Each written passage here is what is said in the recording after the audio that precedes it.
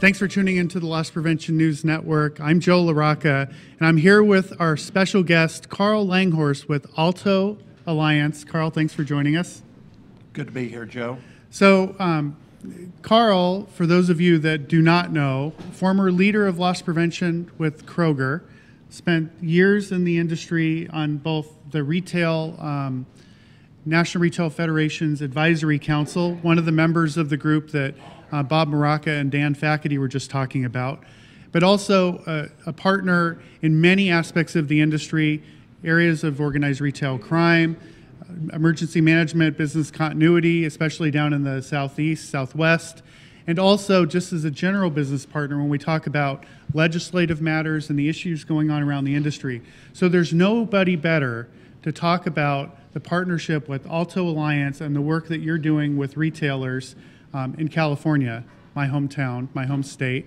And ALTO probably couldn't have picked a tougher place to start. So two things. Start with, what exactly does ALTO US do? And then we'll talk specifically about California. Well, good to be here with you again, Joe.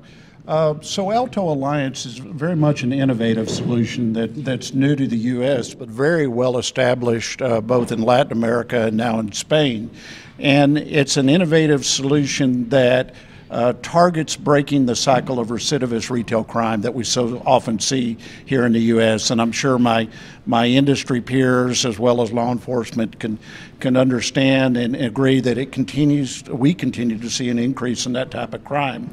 What ALTO US does is use a three-prong approach to break that cycle. We use intelligent prosecution, we use deterrent marketing, and then comprehensive analytics. We blend all those together into not only a unique platform, but also a concierge-level support service that really bridges that gap that so often exists between retailers and law enforcement. That's fantastic and so needed. We're not in a world today of working in a silo. It's about connecting all of these dots in loss prevention. And it sounds like you're doing that. Now, I mentioned you started a program with Albertsons, the leading grocery retailer in Southern California. Again, you couldn't have picked a tougher market to start. What is the work you're doing with Albertsons? And you were highly recognized for this across the industry. What is it specifically Albertsons gripped into that bought this recognition?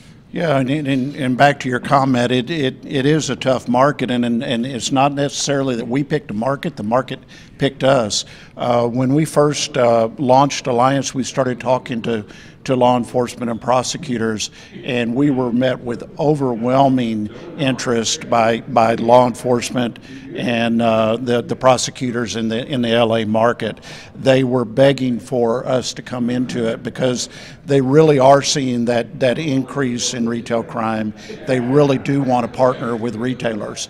And then specifically to Albertsons, we're taking the Alliance strategy that, again, I mentioned is in Latin America, quite frankly, over 7,000 different retail stores across multiple verticals. And we've taken it and transformed it specifically for the U.S. market. And so as we've launched in that market, in some of the most challenging areas in L.A., we've met with the store directors, we've met with law enforcement. We're looking at the repeat offenders that we've already discovered. And to your point, we made history out there to what one prosecutor said he had never seen a bail so high for a retail theft offender. And it's simply because we were able to work with our client. We were able to put together a full case package that showed and educated the prosecutor and subsequently the judge, this is a real bad guy that isn't going to go away. Right. He just is not going to go away, and he needs to be in jail. Right. Now, in the history of California, we've seen Assembly Bill or AB 109, right. Prop 47, Prop 57. Clearly, that's been a barrier to a number of retailers because it's decriminalized theft from stores. It's turned what was a traditional felony into a low-grade misdemeanor, and shoplifting has become a revolving door. So it sounds like ALTO is helping retailers fight against those types of repeat offenders. Tell me a little bit about that relationship between, you mentioned the prosecutors and law enforcement. What buy-in are you getting from them, and what's the view of Prop 47 and 57, and how might that be changed perhaps in the future? Yeah, a lot going on out in California, but you know, it's not, and I've said this repeatedly, it's not just a California issue. If you look at other states that, to your point, have started either decriminalizing or lessening the penalties for retail crime, there was that movement going on. And so it's very important, as I share with retailers, even if you don't have a presence in California, you ought to be paying attention to the facts that are coming out there. First of all, crime has increased, not only just property crime, but violent crime. And they have let people out of jail that, quite frankly, just shouldn't have been let out of jail. Now, the proposition itself was very well intended, but there were some unintended consequences. And so, as you talk about, you know, what the reception is from law enforcement, from retailers, yeah, they've got a tough law to work with right now. But I've also said that we're not taking, the retail community, is not taking fully extent of what that law is. And so what do I mean about that? Well, when I talk with prosecutors, I talk with law enforcement, they get frustrated when retailers don't show for court. They can't connect with somebody to get the evidence they need. They want to get convictions on these cases. Right. They're coming to work every day to do a good job just like everybody else, but they're not always getting the support they think they need from the retail side. And then at the retail side, having sat on that side of the desk, the retailers are saying we can't make contact with the right law enforcement person. So what ALTO is doing is coming in and making those connections, making sure that that support's there, so you are effectively utilizing the laws that are on the books. Yes, do they need to be more stricter laws? Absolutely. And that's one of the initiatives that California is working on right now, to have a ballot initiative to go back and look at some of the unintended consequences of Prop 47 and get back to the voters this year to see if they can get some of that changed. And in your estimation, what are the chances of something happening in legislative year 2018?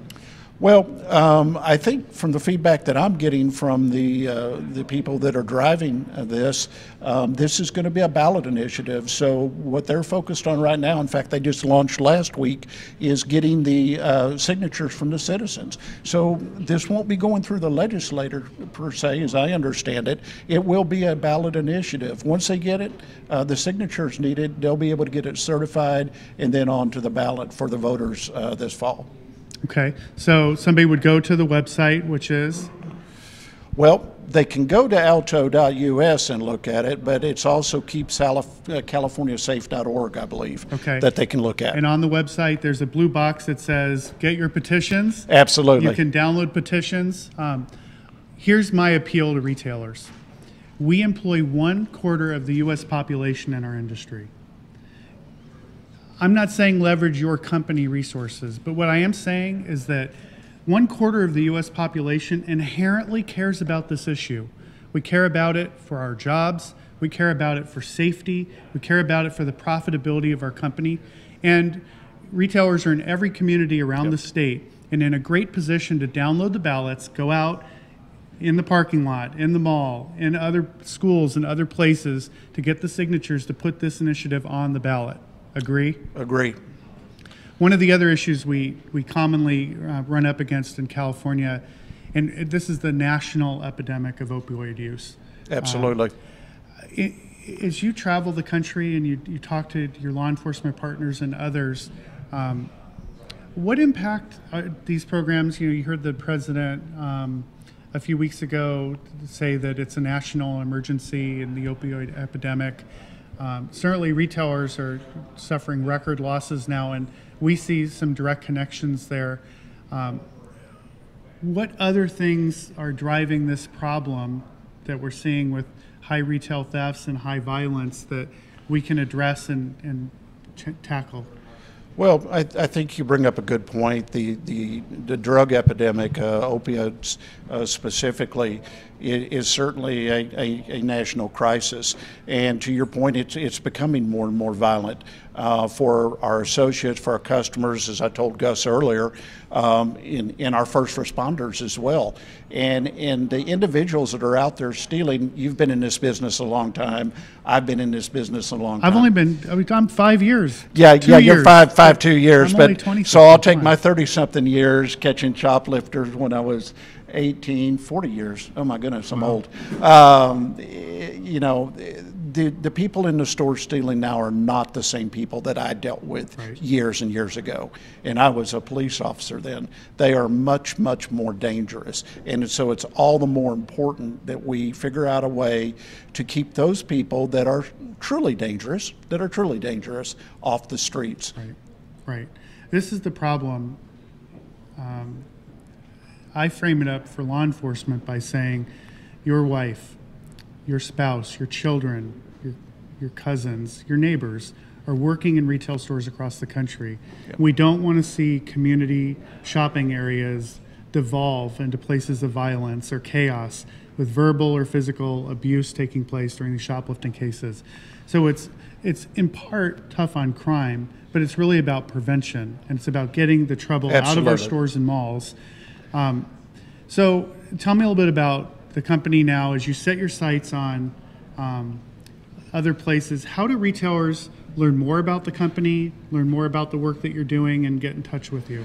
Well, ALTO US is our website, and you can learn more about Alliance there, as well as our supply chain solution, Assurance, which is a very innovative solution. So they can take a look there, request additional information. But to your point, you know, we're not just focused on individual grocery stores. We have very successful programs in shopping malls all across Latin America too. Keep in mind, this isn't just a retail solution. It really is about partnering with the criminal justice system and improving the entire community, because these incidents don't just happen in retail stores. They spill over into the community from other types of crimes as well. So it really is about a community solution, not just a retail solution. That's right. Let's shift to something on the lighthearted, fun side. Okay. So you've spent a lot of years, 40 years, you've probably traveled a few times. Once or twice. So Amber and I have been asking people about travel tips. What are some of your travel tips that you would offer for the audience? Travel tips. Well, let's see. My wife and I recently got back from a very short trip to Havana, Cuba. Just went down for 3 days. The people were absolutely amazingly wonderful. But, you know, as an LP professional, I tried to educate myself before I went on all the dangers that I should be on the lookout for, and scams. And so the number one scam there is selling counterfeit cigars in the street. So I read that over and over and over, and I was very prepared for it. I lasted 3 hours before I bought the first cigars off the street. So my travel tip is, yes, they are counterfeit, but they were pretty good counterfeits. Wow. Okay, so we know a little bit about Cuba. Yeah. When you're flying, one of the things I tell people, especially if you're traveling, like in your scenario with your wife, to book a window and an aisle seat and leave the center seat open. Yeah. And that way, if nobody really wants to ride in the center seat, so they're not going to deliberately place themselves between you. And if somebody does get forced in there, you can adjust, give them the window or the aisle. They'll be happy to get out of the center seat. What other types of tips might you offer when it comes to air travel? Well, be prepared to have your luggage lost, because it will be. That reason, you know. So don't check luggage. Yeah, try and well, carry don't check everything on if luggage you whenever can. possible. Don't ever check luggage. Gate check it if you have to. There you go. So that would be another advice. Good. And plan on delays, because they'll happen. There's been a lot of them lately. Absolutely. Carl, we're going to have to leave the discussion right there. Thank you so much for spending some time with us. You can visit the ALTO website at alto.us. Really take a look at this program. It's new, it's innovative, they have really global experience looking at other parts of the world and how retail is impacted by the good work they're doing with retail partners, law enforcement, technology in the supply chain. It's really a holistic solution, and I've had the opportunity to spend a little time looking at it. Check this program out. It's worth your time. So Carl, thanks a lot for joining us. You can always follow us on @DND Daily on Twitter, and we'll turn it back over to Gus Downing right now.